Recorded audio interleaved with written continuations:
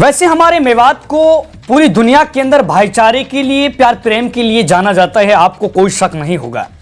सामने शख्सियत जो आपको नजर आ रही हैं उनको भी कोई शक नहीं होगा। ये मैं इसलिए आपको बता रहा हूं, हमारा मेवात भाईचारे के नजरिए से देखा जाए, हमारा मेवात प्यार प्रेम के नजरिए से देखा जाए तो बड़ी सिफारिशें विदेश में भी होती हैं, मगर दर्द तब होता है जब विकास के नज़रिए से देखा जाता है। तो हमारे मेवात में विकास नाम की, एजुकेशन नाम की, हमारे मेवात में रोजगार के नाम की बड़ा यानी मैसेज जो बाहर जाता है वो बड़ा यानी भावुकता वाला जाता है।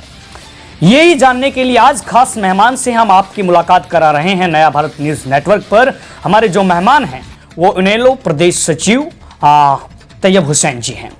दरअसल उनकी राजनीति के बारे में उनसे बात करेंगे विधानसभा चुनाव के बारे में, बात करेंगे एजुकेशन का जो स्तर है वो पिछले 5 साल का हम कन्वर्ट करते हैं, कई गणित के हिसाब से तो बहुत नीचे गया है। हम यहाँ पे बेरोजगारी की बात करें, विभिन्न परेशानी, विभिन्न समस्याएं हैं।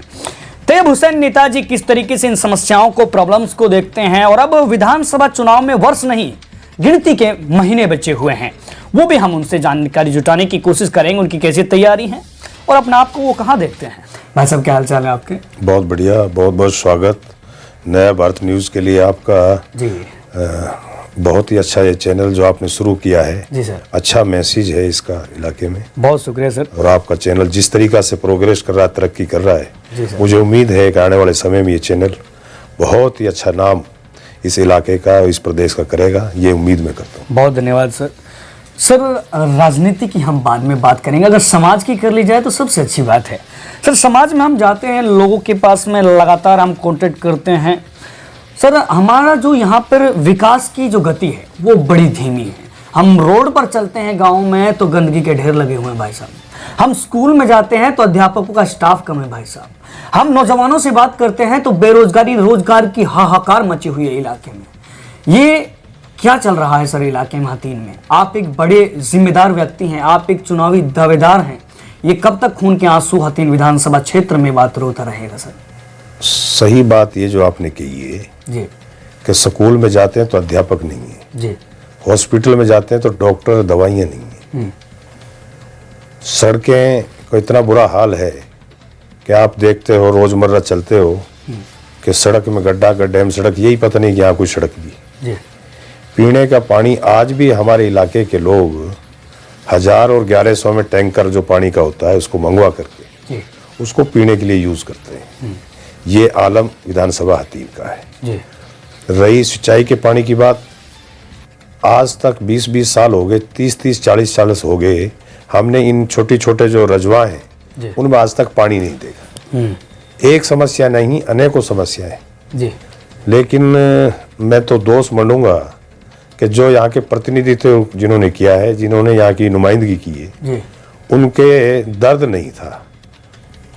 वोट के समय आए, लॉलीपॉप दिया, लोगों का भावुक लोग हैं, उनको दिल को टच करके वोट लिया, लोगों ने जिताया।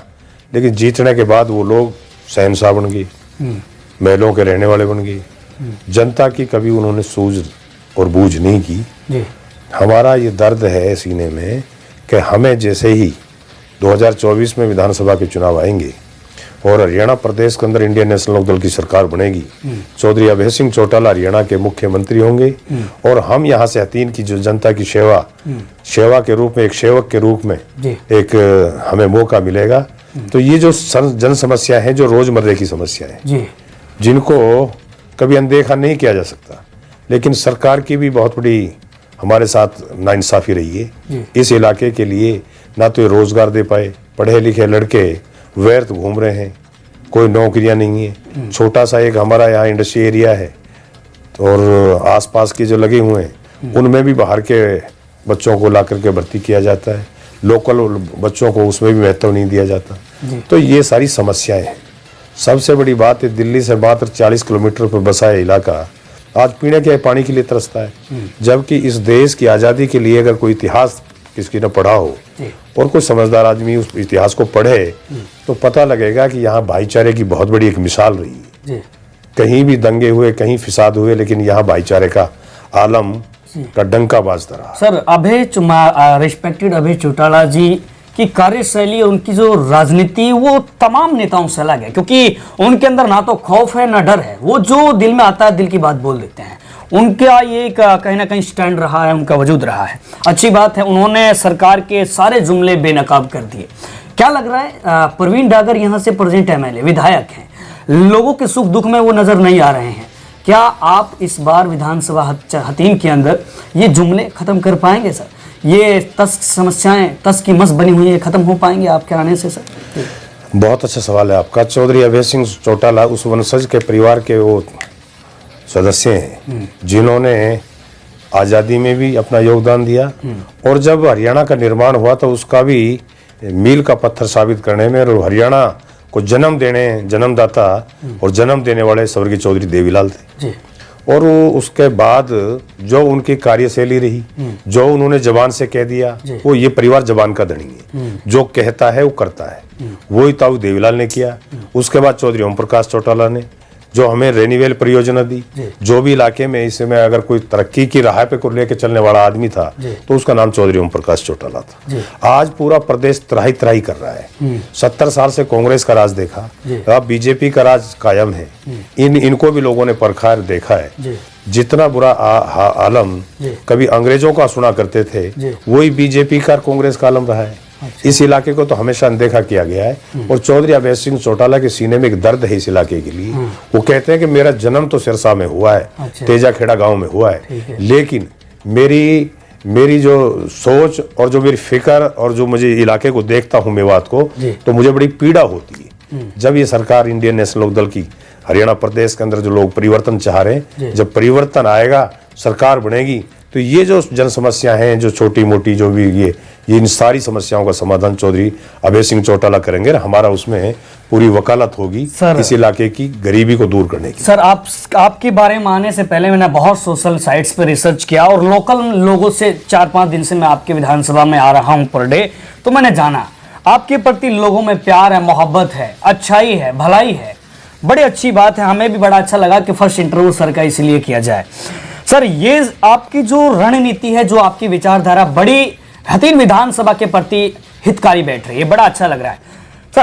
हर 5 साल में ये सब बोलकर ही, जनहित की बात करके ही सर, जनता के साथ में अक्सर विश्वासघात बाद में किया जाता है, इसको लूट लिया जाता है। वोट कैसे खींचा जाए, ये नेताओं का, लोगों का काम हुआ पड़ा है।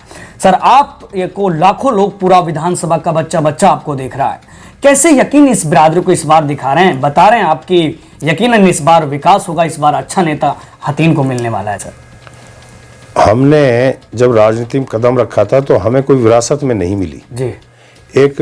मैं सरकारी मुलाजिम था, नौकरी को त्याग करके और जन सेवा, जनता की सेवा करने के माध्यम से ही मैं इसमें आया कि हम समाज की सेवा करेंगे। जो पिछड़ापन है और जो अनदेखी हमारे इलाके के साथ हो रही है, वो गैर इंसाफी है, इस इंसाफ को हम जनता को दिलाएंगे। इस सोच को लेकर के हम राजनीति में आए। विरासत में कभी हमारे दादा, कभी बाप, हमारे परिवार से कोई MLA विधायक नहीं रहे, लेकिन हमने जब संघर्ष शुरू किया, लोगों के बीच में गए, जो तड़फ थी, जो आप अभी सवाल कर रहे थे, मैं उनका जवाब दे रहा था कि सारी समस्या हैं, एक समस्या नहीं, अनेकों समस्याएं।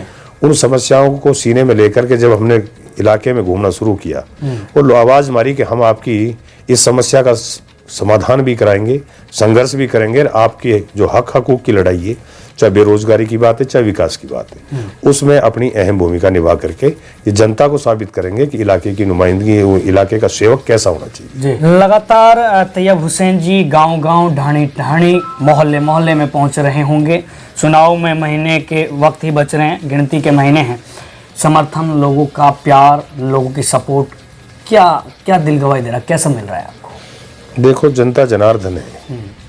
ये जब किसी के पीछे, हमारा इलाके का एक वो रहा है, चलन रहा है, यहाँ तो जिसको बेचारा लगा देते हैं उसकी नैया पार कर देते हैं।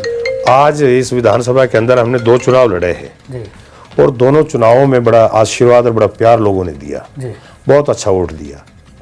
तो अब हमने लोगों की राय पे सबसे मशवरा करके अपने कार्यकर्ताओं से, अपने साथियों से, हमने बसपा से इनेलो में मर्ज किया, इनेलो ज्वाइन की। चौधरी अभय सिंह चौटाला की नीतियों में आस्था रखते हुए हमने इंडियन नेशनल लोकदल पार्टी का दामन थामा है। और अब जब हम गाँव में जाते हैं तो लोग बड़े बूढ़े बुजुर्ग जो चौपालों पे हमें मिलते हैं वो चौधरी देवीलाल के गुणगान गाते हैं, चौधरी ओम प्रकाश चौटाला की तारीफें करते हैं और चौधरी अभय सिंह चौटाला को सत्य मानते हैं। तो हमने अब लग रहा है कि जिस तरीका से लोगों का आशीर्वाद और प्यार इलाके में हमें मिल रहा है उससे तो ये लग रहा है कि कहीं मुकाबला ही नहीं है। बीजेपी कांग्रेस से कोई मुकाबला नहीं, इंडियन नेशनल लोकदल की यहाँ से नुमाइंदगी कन्फर्म, यहाँ से विधायक इंडियन नेशनल लोकदल का बनेगा और चौधरी अभय सिंह चौटाला को मुख्यमंत्री बनाने में हतीन विधानसभा की अहम भूमिका रहेगी। इनेलो प्रदेश सचिव तैयब हुसैन से हम लोगों ने खास बातचीत की। सर आपका बहुत शुक्रिया वक्त देने के लिए, धन्यवाद आपका। तैयब हुसैन कहते हैं कि इलाके से बेरोजगारी खत्म होगी, जो स्वास्थ्य समस्याएं ठप हुई पड़ी हैं उनमें बढ़ोतरी होगी, लोग नौकरी लगेंगे, लोगों की समस्याओं पर पुरजोर तरीके से ध्यान दिया जाएगा। लोगों के बीच में जुमले लेकर नहीं, वादे लेकर नहीं, मोहब्बत लेकर लोगों के बीच में जाएंगे और हम विधानसभा पहुंचेंगे और यदि लोगों ने हमें विधायक चुना तो लोगों के लिए 5 साल तक हित के लिए कार्य करना है, ना कि नेता बनकर के करना है।